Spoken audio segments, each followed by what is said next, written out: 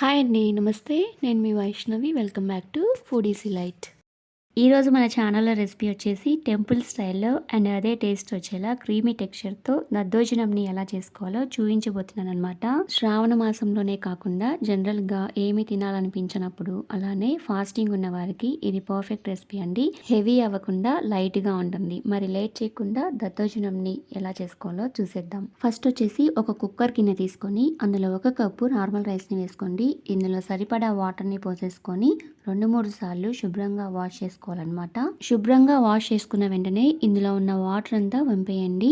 దద్దోజనంకి rice అనేది మెత్తగా ఉడికిపోవాలన్నమాట. దానికోసం నేను 1 కప్పు రైస్కి 2.5 కప్పుల వాటర్ని పోసుకున్నాను.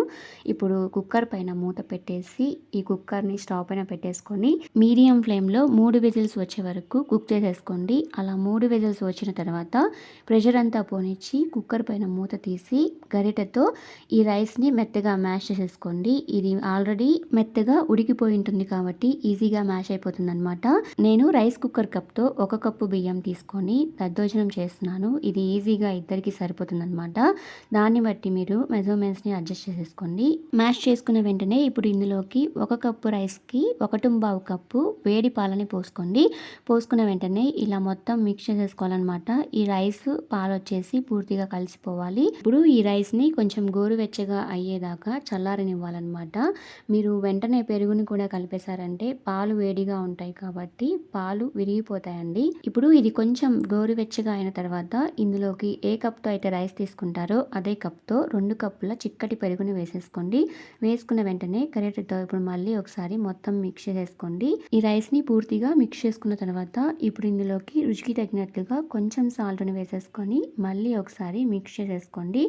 ఇలా మిక్స్ చేసేసుకొని ఈ దద్దోజనంని మొత్తం ఒక బౌల్లోకి ట్రాన్స్ఫర్ చేసేసుకోండి. చూడండి ఇక్కడ ఎంత క్రీమీగా వచ్చింది కదా. ఇప్పుడు ఇందులోకి తాలింపుని ఎలా వేసుకోవాలో చూద్దాం. స్టవ్ పైన ఒక చిన్న కడాయిని పెట్టుకొని అందులో 1 టేబుల్ స్పూన్ ఆయిల్ వేసుకొని హీట్ చేసుకోండి. ఆయిల్ వేడిగా అయిన తర్వాత ఇందులోకి 1 టీ స్పూన్ ఆవాలు, 1/2 టీ స్పూన్ జీలకర్ర, 1 టీ స్పూన్ మినప్పప్పు, 1 టీ స్పూన్ శనగపప్పును వేసేసుకోండి. తర్వాత 1 టీ స్పూన్ మిరియాలను కూడా వేసేసుకొని 2 ఎండుమిర్చిని వేసుకొని 2-3 పచ్చిమిర్చిని కూడా ఇలా చిన్నగా తరుక్కొని వేసుకోండి. 1 టీ స్పూన్ అల్లం తరుగును కూడా వేసేసుకొని ఇవన్నీ పూర్తిగా వేగిపోయే వరకు మిక్స్ చేసుకుంటూ వేపుకోవాలన్నమాట. ఇవన్నీ వేగిపోయిన తర్వాత ఇప్పుడు ఇందులోకి 2-3 రెమ్మల కరివేపాకుని కూడా వేసేసుకొని ఫ్రై చేసేసుకొని ఈ తాలింపుని దద్దోజనంలోకి ట్రాన్స్ఫర్ చేసేసుకోండి. ఈ రెసిపీకి పాలు పెరుగు రెడీగా ఉంటే చాలన్నమాట. చాలా సింపుల్గా ఉంటుంది అండ్ చేసుకోవడం కూడా ఈజీయే కదా.